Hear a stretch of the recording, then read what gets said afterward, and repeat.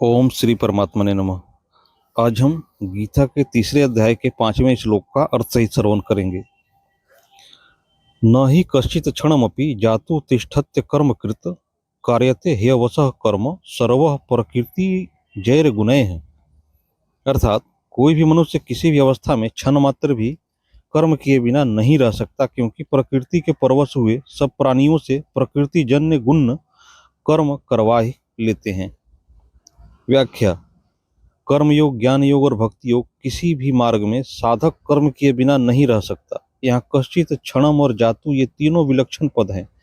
इनमें कश्चित पद का प्रयोग करके भगवान कहते हैं कि कोई भी मनुष्य कर्म किए बिना नहीं रहता, चाहे वह ज्ञानी हो या अज्ञानी। यद्यपि ज्ञानी का अपने कहलाने वाले शरीर के साथ कोई संबंध नहीं रहता, तथापि उसके कहलाने वाले शरीर से भी हरदम क्रिया होती रहती है। क्षणम पद का प्रयोग करके भगवान कहते हैं कि यद्यपि मैं हरदम कर्म करता हूँ ऐसा नहीं मानता, तथापि जब तक वह शरीर के साथ अपना संबंध मानता है तब तक वह एक क्षण के लिए भी कर्म किए बिना नहीं रहता। जातु पद का प्रयोग करके भगवान यह कहते हैं कि जागृत, स्वप्न, सुषुप्ति, मूर्छा आदि किसी भी अवस्था में मनुष्य कर्म किए बिना नहीं रह सकता। इसका कारण कि भगवान इसी श्लोक के उत्तरार्ध में अवसह पद से बताते हैं कि प्रकृति के परवश होने के कारण उसे कर्म करने ही पड़ते हैं। प्रकृति निरंतर परिवर्तनशील है। साधक को अपने लिए कुछ नहीं करना है। जो विहित कर्म सामने आ जाएं उसे केवल दूसरों के हित की दृष्टि से कर देना है। परमात्मा प्राप्ति का उद्देश्य होने से साधक निषिद्ध कर्म तो कर ही नहीं सकता। बहुत से मनुष्य केवल स्थूल शरीर की क्रियाओं को कर्म मानते हैं, पर गीता मन की क्रियाओं को भी कर्म मानती है। गीता ने शारीरिक, वाचिक और मानसिक रूप से की गई मात्र क्रियाओं को कर्म माना है। जिन शारीरिक अथवा मानसिक क्रियाओं के साथ मनुष्य अपना संबंध मान लेते हैं, वे ही सब क्रियाएं कर्म बनकर उसे बांधने वाली होती हैं, अन्य क्रियाएं नहीं। मनुष्यों की एक ऐसी धारणा बनी हुई है कि जिसके अनुसार वे बच्चों का पालन पोषण तथा आजीविका, व्यापार, नौकरी, अध्यापन आदि को ही कर्म मानते हैं, और इसके अतिरिक्त खाना पीना, सोना, उठना बैठना, चिंतन करना आदि को कर्म नहीं मानते। इसी कारण कई मनुष्य व्यापार आदि कर्मों को छोड़कर ऐसा मान लेते हैं कि मैं कर्म नहीं कर रहा हूँ, परंतु यह उनकी भारी भूल है। शरीर निर्वाह संबंधी स्थूल शरीर की क्रियाएं, नींद, चिंतन आदि सूक्ष्म शरीर की क्रियाएं और समाधि आदि कारण शरीर की क्रियाएं, ये सब कर्म ही हैं। जब तक शरीर में अहमता ममता है तब तक शरीर से होने वाली मात्र क्रियाएं कर्म हैं। कारण कि शरीर प्रकृति का कार्य है और प्रकृति कभी अक्रिय नहीं होती। अतः शरीर में अहमता ममता रहते हुए कोई भी मनुष्य किसी भी अवस्था में क्षण मात्र भी कर्म किए बिना नहीं रह सकता, चाहे वह अवस्था प्रवृत्ति की हो या निवृत्ति की। प्रकृतिजन्य गुण प्रकृति के परवश हुए प्राणियों से कर्म कराते हैं। परवश होने पर प्रकृति के गुणों द्वारा कर्म कराए जाते हैं, क्योंकि प्रकृति एवं उनके गुण निरंतर क्रियाशील हैं। यद्यपि आत्मा स्वयं अक्रिय, असंग, अविनाशी, निर्विकार तथा निर्लिप्त है, तथापि जब तक वह प्रकृति एवं उसके कार्य स्थूल, सूक्ष्म और कारण शरीर में किसी भी शरीर के साथ अपना संबंध मानकर उससे सुख चाहता है, तब तक वह प्रकृति के परवश रहता है।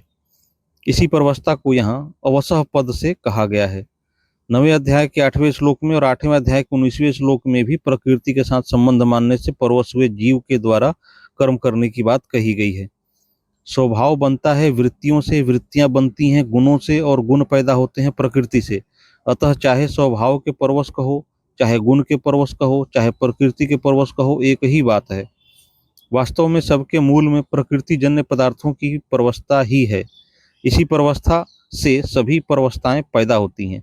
अतः प्रकृति जन्य पदार्थों की परवस्था को ही कहीं काल की, कहीं स्वभाव की, कहीं कर्म की और कहीं गुणों की परवस्था कह दिया गया है। तात्पर्य यह है कि यह जीव जब तक प्रकृति और उसके गुणों से अतीत नहीं होता, परमात्मा की प्राप्ति नहीं कर लेता, तब तक यह गुण, काल, स्वभाव आदि के परवश ही रहता है। अर्थात यह जीव तब तक प्रकृति के साथ अपना संबंध मानता है, प्रकृति में स्थित रहता है, तब तक यह कभी गुणों के, कभी काल के, कभी भोगों के और कभी स्वभाव के परवश होता रहता है, कभी स्ववश स्वतंत्र नहीं रहता। इसके सिवाय यह परिस्थिति व्यक्ति, स्त्री, पुत्र, धन, मकान आदि के भी परवश होता है। परंतु जब यह गुणों से अतीत अपने स्वरूप का अथवा परमात्मा तत्व का अनुभव कर लेता है तो फिर इसकी यह परवस्था नहीं रहती और यह स्वतः सिद्ध स्वतंत्रता को प्राप्त हो जाता है। विशेष बात, प्रकृति की सक्रिय अर्थात स्थूल और अक्रिय अर्थात सूक्ष्म दो अवस्थाएं होती हैं। जैसे कार्य करना सक्रिय अवस्था है और कार्य न करना निद्रा आदि अक्रिय अवस्था है। वास्तव में अक्रिय अवस्था में भी प्रकृति अक्रिय नहीं रहती, प्रत्युत उसमें सूक्ष्म रूप से सक्रियता रहती है। जैसे किसी सोए हुए मनुष्य को जागने के समय से पूर्व ही जगा देने पर वह कहता है कि मुझे कच्ची नींद में जगा दिया। इससे यह सिद्ध हुआ कि नींद की अक्रिय अवस्था में भी नींद के पकने की क्रिया हो रही थी।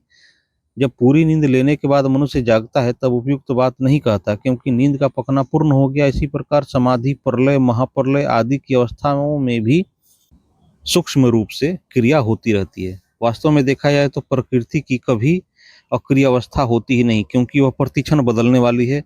स्वयं आत्मा में कर्तापन नहीं है, परंतु प्रकृति के कार्य शरीर आदि के साथ अपना संबंध मानने से वह प्रकृति के परवश हो जाता है। इसी परवस्था के कारण स्वयं अकर्ता होते हुए भी वह अपने को कर्ता मानता रहता है।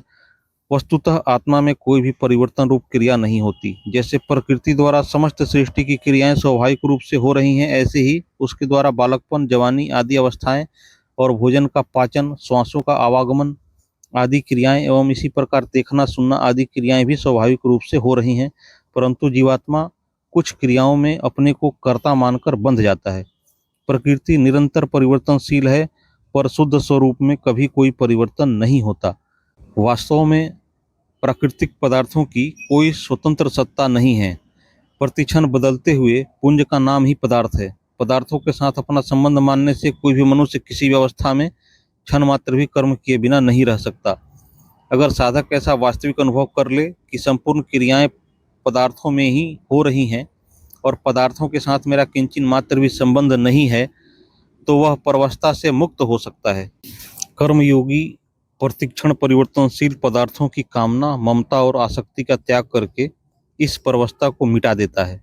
भगवान ने इस श्लोक में जो बात कही है वही बात उन्होंने 18वें अध्याय के 11वें श्लोक में भी कही है कि प्रकृति से अपना संबंध मानते हुए कोई भी मनुष्य कर्मों का संपूर्णता से त्याग नहीं कर सकता। नारायण नारायण नारायण। अगली वीडियो में हम गीता के क्रम से श्लोकों का अर्थ सहित श्रवण करेंगे। कृपया इस चैनल को सब्सक्राइब कर लें ताकि कोई भी वीडियो मिस ना हो, और यदि वीडियो अच्छी लगी हो तो लाइक करना ना भूलें। जय श्री कृष्ण।